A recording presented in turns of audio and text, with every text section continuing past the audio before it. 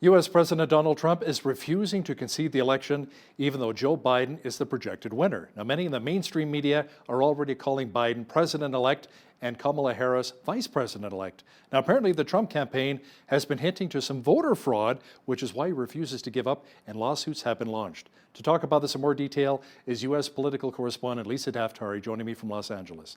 Lisa, there are also claims saying that the CIA allegedly colluded with the Democrats to create some voting software which would convert votes for Trump into votes for Biden in many of the battleground states. What have you heard? Is this really just a conspiracy theory? There's a lot of theories going on around, and both sides claiming victory, believing that their candidate got more votes. Now, remember, the mainstream media has projected Joe Biden and Kamala Harris as the winners. Many of these states that were outstanding have still not yet given their final answer, their projected winner. So you can understand why there is so much confusion, chaos. Obviously, the mainstream media, continues on with its, belief that Joe Biden is the winner. Joe Biden's campaign has put out, statements. They made basically a victory speech. But on the Trump side, there are still a lot of claims that there was election fraud, that allegedly votes were put aside, that votes were burned. I'm hearing things like some people were asked to use permanent marker on their ballots so that their ballots would be tossed out. In Michigan, I'm sure you heard about the scenario where 138,000 or so, approximately, ballots were allegedly found, and 100% of them went to Joe Biden. Meaning, if you apply the, half of them, or 60% of them, or even 70% of them went to Joe Biden, it's truly amazing that not even one of them would have gone to President Trump. So there are a lot of theories going on. The one that you pointed to, with there being actually software that would help change the votes from a Trump vote to a Biden vote. That's another one that's allegedly been stated. So it's crazy, it's chaotic, and of course the Trump campaign is moving forward with lawsuits because they believe that they have the necessary evidence to show that there was in fact voter fraud, and that they should have a recount, and they should really investigate further as to some of these practices where observers weren't let in, or how votes were counted, etc. Lisa, they should consider making a Hollywood movie after all of this is said and done, right? Republican Senator Lindsey Graham says Trump should not concede defeat in the 2020 presidential election, in part because Republicans will never, ever be able to elect another president from their party ever again. Yeah, well, Lindsey Graham definitely has a significant platform, and that's why he was quoted as saying such. But this is the belief of many people who claim that this has to be further investigated. Meaning, if Trump backs down, believing that that there was fraud and cheating going on the other side, it's going to change the course of history in our country. It's going cheating or fraud will become the norm, and more importantly, it will be a very bad or poor lesson for young conservatives who will feel defeated, who will feel like, it's not even worth trying when the other side's going to cheat. And it will really put a damper on the momentum that the party has gained over the last 4 years under the Trump presidency. I mean, it really deserves a moment to stop and say, well, we didn't have a blue wave. Joe Biden didn't kick this out of the park. It was actually extremely close, which means half this country, approximately or so, voted for President Trump. And because of that, the Republicans, many of whom believe the way Lindsey Graham does, that this deserves a fighting chance, that we have to preserve the future and the reputation of the Republican Party. Mexico will not comment on the Biden victory until all of the election legal issues are complete. Tell me more about that. Yeah, it's amazing covering foreign policy at this moment. It's extremely interesting to see the reaction of foreign leaders around the world to this election that was called in favor of Joe Biden. You have Mexico, and remember all of this beef between Mexico and the United States, which was conjured up again by the mainstream media to say that Donald Trump wants to build a wall, and he is you know. Just hated by the Mexican people and Mexican leadership, but here you have some loyalty. The Mexican president saying that he will not congratulate Joe Biden until we have some more clarity on the issue, until all of the lawsuits are settled, and this is all we get a final answer, so to speak. So it's interesting to see that. And if you want to juxtapose this reaction to the ones of the mullahs in Iran, who are very quick to congratulate Joe Biden and are already making a tall order for the U.S. to get back into the JCPOA, the nuclear deal, to get what they're calling reparations. We covered this today on the foreign desk, talking about what the United States owes Iran because of the Trump era policies. So they're waiting on a lot of things. We'll see. Yeah, Prime Minister Justin Trudeau here in Canada congratulated what he says is President-elect Joe Biden. Also, the British Prime Minister Boris Johnson, same thing. Now, Lisa, there is talk if Biden does become the next U.S. president that he may be asked to move the U.S. Embassy back to Tel Aviv. That cannot sit well with Israel. It won't sit well with a lot of people. And if people are honest with themselves in this country, it shouldn't sit well with Democrats either. And I'll tell you why. Moving the embassy from Tel Aviv to Jerusalem was not a Republican idea, talking point of action. It has been a bipartisan dream to do so. Bill Clinton comes to mind as somebody who wanted to do that, but didn't have the guts to do so, frankly. And President Trump did. So if the Biden administration gets into the White House and they decide to do an about face on this particular issue, then we'll be confirmed, and then we'll know that what they're doing is out of spite to just do a 180 on all of Trump's policies and to potentially go back to setting the Middle East to where it was under the Obama presidency. So for 8 years, we had a very, very awkward and awful relationship with Israel for no reason other than the fact that President Obama had an awful relationship with Bibi Netanyahu and took it out on Israel policy. Whether it was his ideology or if it was a personal issue is not important. What's important is the foreign policy that we had during those years.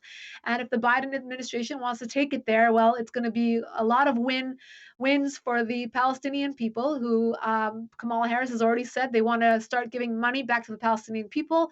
Remember that they have the pay to slay programs, paying terrorists, suicide bombers to kill Jews. And this is what US taxpayer money will go towards paying for. This is all very real. It's been about 48 hours since Joe Biden has been announced the winner by the mainstream media, and these are this is the agenda that they're discussing, and it's really a shame. It's a shame for the people of the Middle East, the freedom-loving people of the Middle East, and the world as a whole, I would say. One of Israel's biggest adversaries, Iran, has weighed in on the U.S. election, calling it a spectacle. Iran's supreme leader mocked the process, saying it exposed the weakness in democracy, Lisa. Well, let the Iranian leadership take any opportunity to, widen the rift or the wedge here between the two sides in the United States, to point out any weaknesses of the United States, and that's what they live for doing. In the meantime, the Trump administration is putting more sanctions on them, so it's fine. They're getting their answer back. And the reason I say that is because this regime has done everything in its power to abuse, the human rights back at home, to go against everything that they promised that they would do in the nuclear deal, and now they are making fun of the United States election, the same election that they tried to meddle in and interfere in just weeks ago, getting email addresses of people in swing states in order to try to influence the vote to favor Joe Biden. And now that Joe Biden won, they're ecstatic. They're hoping that they get their long Christmas wish list of items. Iran's president has called on projected President-elect Joe Biden to compensate for past mistakes. What are some of those past mistakes? Basically, that President Trump was in office. I think that's the mistake that they're referring to. For 4 years, President Trump put this pressure campaign on the Iranian regime, first withdrawing from the nuclear deal in May of 2018, and from there, putting targeted and focused sanctions on the regime members, on the Revolutionary Guard, on sectors that pertained to weapons and cybersecurity, and really put the regime under a lot of pressure so that it would buckle and to discontinue from its weapons program. Obviously, they didn't like that. They were counting down the moments to get a Biden presidency because they were hoping for a time similar to that of President Obama, where they were given bags of cash. Relationship was normalized without any contingencies, without uh, any requirements whatsoever with regards to their weapons program, with regards to human rights abuses, etc. So they're hoping to get another easy, free pass under the Biden administration. Lisa, we saw the first flight to the United Arab Emirates carrying Israeli tourists, marking a historical moment. It looked to herald a new level of economic cooperation in the Middle East. Yes, and we hope that this will continue regardless of who takes the White House come January. This is incredible. The Abraham Accords normalizing relations between the Arab states and Israel, not just a peace accord, because a peace accord many times has just been a meaningless piece of paper. This is an actual handshake that will signify trade, technology exchanges, tourism, COVID vaccine, apps, phone technology, so many things that'll be truly meaningful for the lives of freedom loving people in the Middle East to warm up to Israel, to look at the Middle East and the future of the Middle East with new eyes, new perspective. And we hope that the Biden administration does not do an about face on this particular notion. And we know that there are 5 other countries that are in line to do the same. And we hope that they continue and they will go forward to sign on as well. Yeah, we need to see more peace in the Middle East. Lisa, the New York Times is reporting that China has offered Jamaica loans and expertise to build miles upon miles of new highways. It has also donated security equipment to military and police forces and built a network of Chinese cultural centers. Let me ask you something. Should we be concerned here in North America?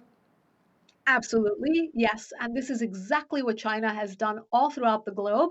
We perhaps haven't been paying as much attention because it's been in places that are not as close, or we just haven't been paying attention, period. And it's not nothing new. This is international news, and it's not something that the West really pays attention to, unfortunately. I think we all have our share of domestic issues to be focused on right now. But China does this. They go into places where they need economic help, they need infrastructure help, they need internet service, they need electrical wires and infrastructures. And what they do is they give them a loan. They agree to go in and fix their phone lines and electrical lines and bring in internet and do all these things while gaining access to information, to technology, to infrastructure, basically owning the people and putting their footprints here in the West, closer to the United States, closer to the Western Hemisphere. And to your original question, absolutely, this is something to keep an eye on. It is increasing China's sphere of influence throughout the world. And of course, that is something to keep an eye on. Let me ask you something, Lisa. If some of these votes, I want to circle back to the election for just a moment, do get overturned in favor of Trump, and Donald Trump does get reelected another 4-year term for the Trump administration, would we see a lot of riots in some of these Democratic states? Or maybe even would we see another civil war? That's what we're concerned about here in Canada, which will occur in the United States. Yeah, it's concerning to everyone. Look, I live in Los Angeles. All the stores were boarded up on election day. It was a mandatory boarding up, particularly in nice areas like Rodeo Drive of Beverly Hills, with all the luxury stores all boarded up. Um, the election has been called in favor of Joe Biden. We have not seen any looting, any protesting of with violence. I should say there have been peaceful demonstrations, of course, and we're not seeing anything close to what we thought. Now, to your question, if this should be reversed, what will we see? Well, I do think we're going to see a lot of emotional people. We're going to see a lot of that looting and rioting that we saw because of the leadership in the Democrat Party, because of the social justice movements that have piggybacked their causes onto this particular decision, like Black Lives Matters, like many of those defund police movements. They, had an original cause, and now they have piggybacked upon this election cycle. So. Who knows what we're going to see? But what I can tell you, Hal, from being here in the United States, is that there's a lot of tension on the ground. There's a lot of tension neighbor to neighbor, and it's very uncomfortable for people who voted for Donald Trump. They feel extremely vulnerable. They feel unsafe. They feel like the only place they can have this outlet is on social media platforms or with friends and WhatsApp chat groups, things like that. But there's a tremendous rally here in Beverly Hills this past Saturday. A lot of people coming out, a lot of car parades going by with flags. People are upset, and they've been peacefully and very in a very classy way showing that they are upset and they want this to be recounted or investigated further. On the other side, I don't know what's going to happen if this is overturned, but we hope for healing, we hope for unity, and I wish that the Democrats would have called for this healing and unity, the same healing and unity that they're calling for now. They would have called for it 4 years ago at the start of the Trump presidency. A country divided, let's pray for peace, lots of peace in your area there. Our foreign affairs expert, Lisa Daftari, joining me once again from Los Angeles. Thank you, Lisa. My pleasure. On behalf of all of us here at Bridge City News, I'm Hal Roberts. God bless. Thanks so much for watching.